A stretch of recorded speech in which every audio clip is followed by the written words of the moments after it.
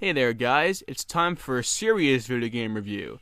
This time I'm going to review the game I Am Alive.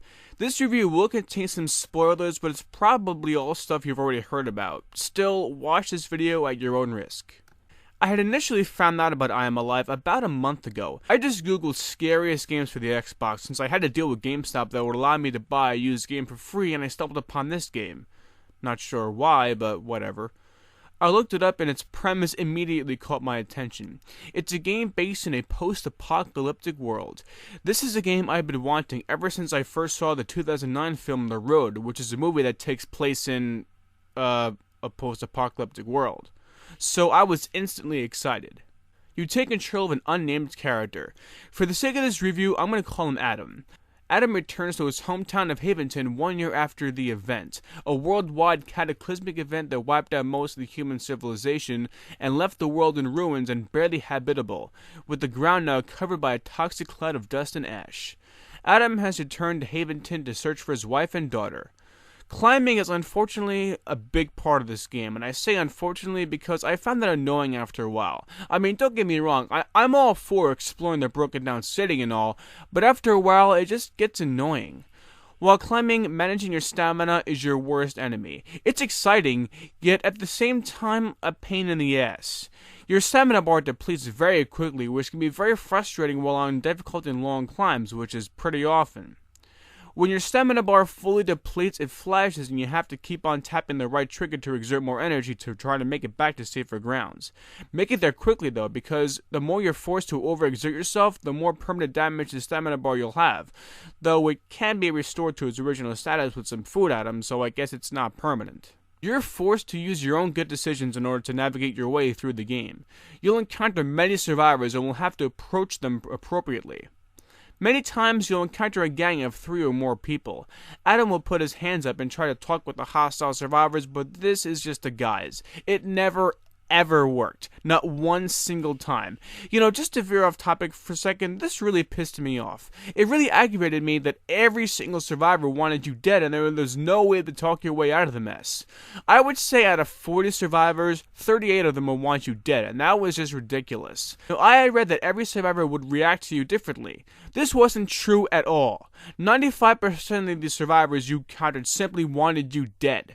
Now, why couldn't the developers just admit that 98% of the time you're going to have people who are going to want to kill you for no reason? No, they use the excuse that they want to kill you because they were protecting their resources. Well, almost every single time there wasn't a single thing to pick up after I had dealt with the gang. This really pissed me off. Anyway, now back on topic.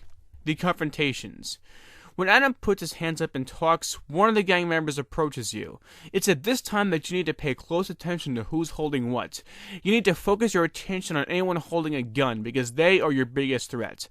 When a guy gets close to you, they'll start pushing you around. After around 4 pushes, they'll start hacking away at you, so you need to kill them before this happens. Pressing X makes for a quick kill with your machete.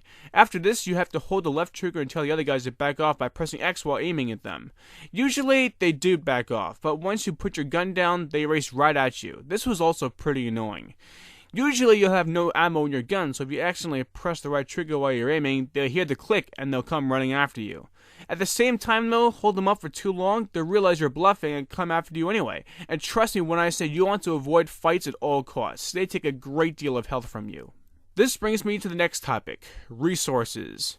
Now along your way you'll come across resources that fill your stamina and your health, such as soda cans, food cans, bottles of water, etc. Though the developers said they're hard to find, they're really not. I mean, granted, you don't find them everywhere you go, but you'll still probably find them every now and then. Still, you need to manage your resources carefully. Possibly the most important resource is the retry. Now this game has an automatic save feature, meaning you won't be able to save the game until you reach a certain point. This game has 2 difficulties, normal and survival. If you pick normal like I did, you start out with 3 retries. When you die, you use the retry to start you off at the last checkpoint. Lose all your retries and you'll be returned to the beginning of the episode.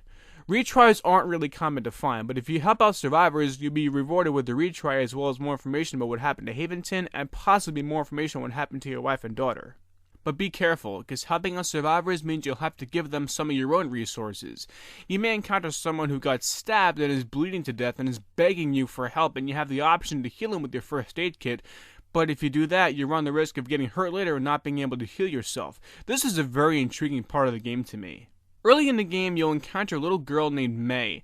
She's lost her mother and Adam takes her along with him, mistaking her for his own daughter at first, but then helps her out. It's here where the game kinda takes a turn for the worse.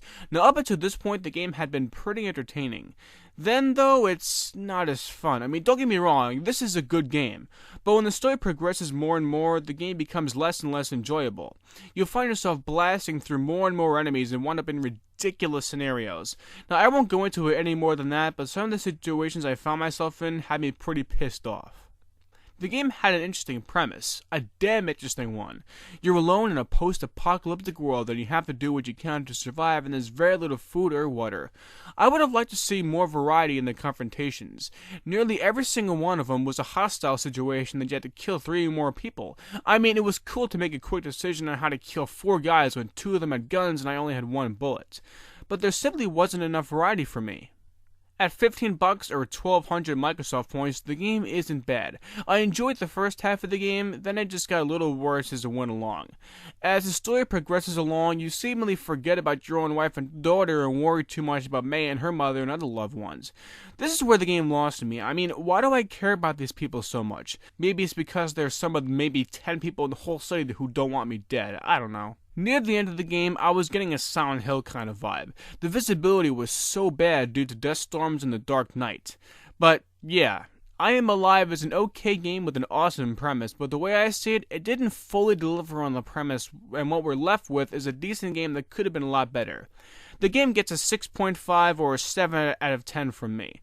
More variety and less climbing seems to be a good start if they ever want to decide to make a sequel. Well, that's all folks. Take care.